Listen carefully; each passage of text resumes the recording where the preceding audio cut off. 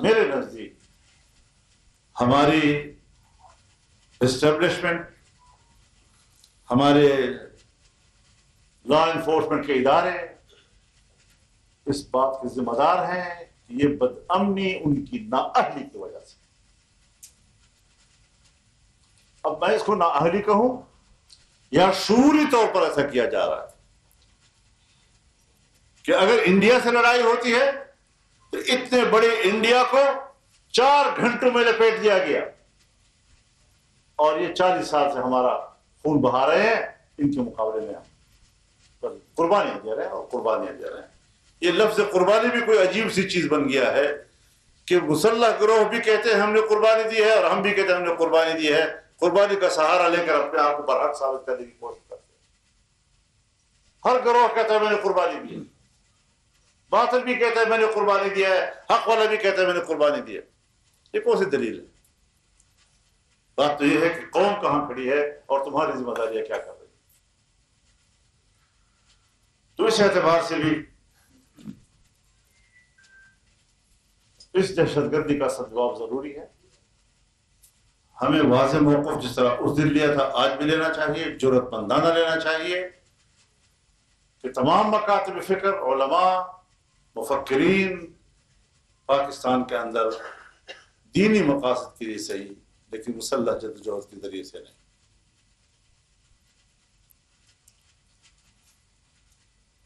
جہاں تک فلسطین اور کشمیر کا تعلق ہے،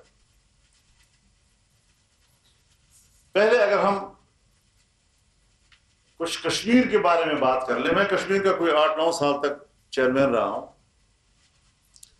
جس طرح تدریجی طور پر پاکستان مسئلہ کشمیر سے پیچھے آتا رہا ہے، وہ سب کچھ میری آنکھوں کے سامنے ہوتا رہا ہے۔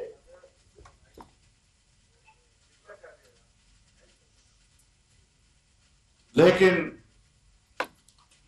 ان کے لیے بہت بڑا پردہ تھا۔ فضل الرحمان کمیٹی کا چیئرمین ہے، اس نے کشمیر کے لیے کیا کیا، اور مزہ کا خیز حد تک بتا دوں آپ کو کہ صدر آزاد کشمیر میرے ایک ساتھی سے کہتا ہے فضل الرحمان نے کشمیر کے لیے کیا کیا۔ بابا تم صدر آزاد کشمیر ہو، اپنے سے سوال کر لو، کمیٹی کیا چیز ہوتی ہے؟ ایک سفارشی قسم کی حیثیت ہے اس کی، لیکن پتہ چلتا ہے کہ کیا ہو رہا ہے۔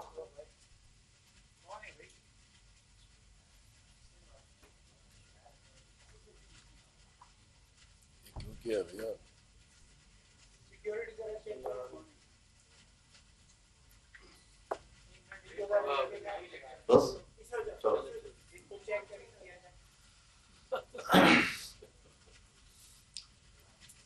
کشمیر کے حوالے سے ہمارا ایک ریاستی موقف ہے۔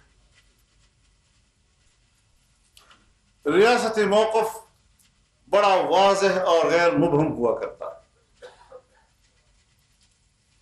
کوئی اس سے اتفاق کرے کوئی اس سے اختلاف کرے، لیکن ریاست اپنے موقف میں کبھی ایک ذرہ برابر ابہام نہیں چھوڑتا، اور ہم سلامتی کونسل کی قراردادوں کے مطابق مسئلہ کشمیر کے حل کا موقف رکھتے تھے۔ ظاہر ہے 48 سے لے کر 49 سے لے کر اب تک یہ مسئلہ اتار چڑھاؤ نشو و فراز کا شکار تو رہا، لیکن اس بنیادی موقف پہ کوئی تبدیلی نہیں آئی۔ یہاں سے کس طاقت نے کس کی شہ پر یہ نظریہ پیش کیا گیا کہ مسئلہ کشمیر اس کو 3 حصوں میں تقسیم کر دیا جائے کشمیر کو؟ جنرل مشرف نے کس بنیاد پر یہ کہا کہ اقوام متحدہ کے قراردادوں سے انحراف کیا جا سکتا ہے؟ ہر چند وہ مارشل ایڈمنسٹریٹر تھا، ہر چند وہ ملک کا صدر مملکت تھا، لیکن ریاست کے موقف سے اس طرح انحراف کی اجازت کسی کو بھی نہیں ہوا کرتی۔ ہم نے یہ ساری باتیں کھل کر کی، اور بالآخر ہم نے وہ حالات بنائے جب پورے کشمیر جہاد کونسل کو بلا کر ایک انگلی کے اشارے سے کہا گیا کہ خبردار اگر آج کے بعد تم نے کشمیر کی طرف آنکھ پھیرنے کی بھی کوشش، باقاعدہ ریاستی طور پر ان کو آگاہ کیا گیا. اگر ان افراد میں سے کوئی یہاں موجود ہوگا تو یقیناً گواہی دے گا. اور جب ہندوستان نے آرٹیکل 370 کا خاتمہ کیا، قانون نمبر 85 کا خاتمہ کیا، کشمیر کے خصوصی سٹیٹس کا خاتمہ کیا، تو ہمیں اسمبلی کے اندر قرارداد میں یہ لفظ ڈالنے کی بھی اجازت نہیں دی گئی کہ آرٹیکل 370 کا ذکر کیا جا سکے. اب بتائیں ہم پردے کے اوپر سے کیا کر رہے ہیں اور پردے کے نیچے کیا کر رہے ہیں؟ کیا آپ اس دو رخی میں کسی کشمیری کا اعتماد برقرار رکھ سکتے ہیں؟ چنانچہ ایک ایسا موقف جس کا کہ تقسیم ہند سے کوئی تعلق نہیں،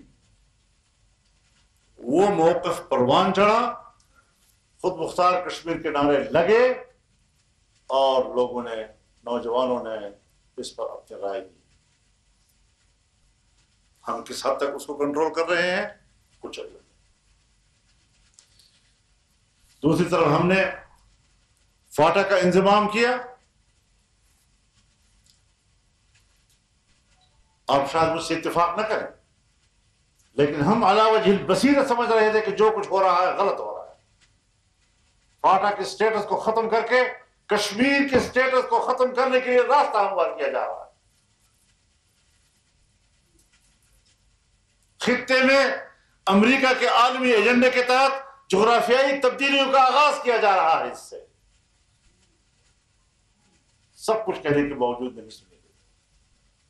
آج وہی حکومت پشاور میں بیٹھ کر قبائلی جرگے کے سامنے کہتی ہے کہ لگتا ہے انضمام کا تجربہ ناکام ثابت ہوا، ہم کمیشن بناتے ہیں تاکہ اس پر دوبارہ غور کیا جا سکے.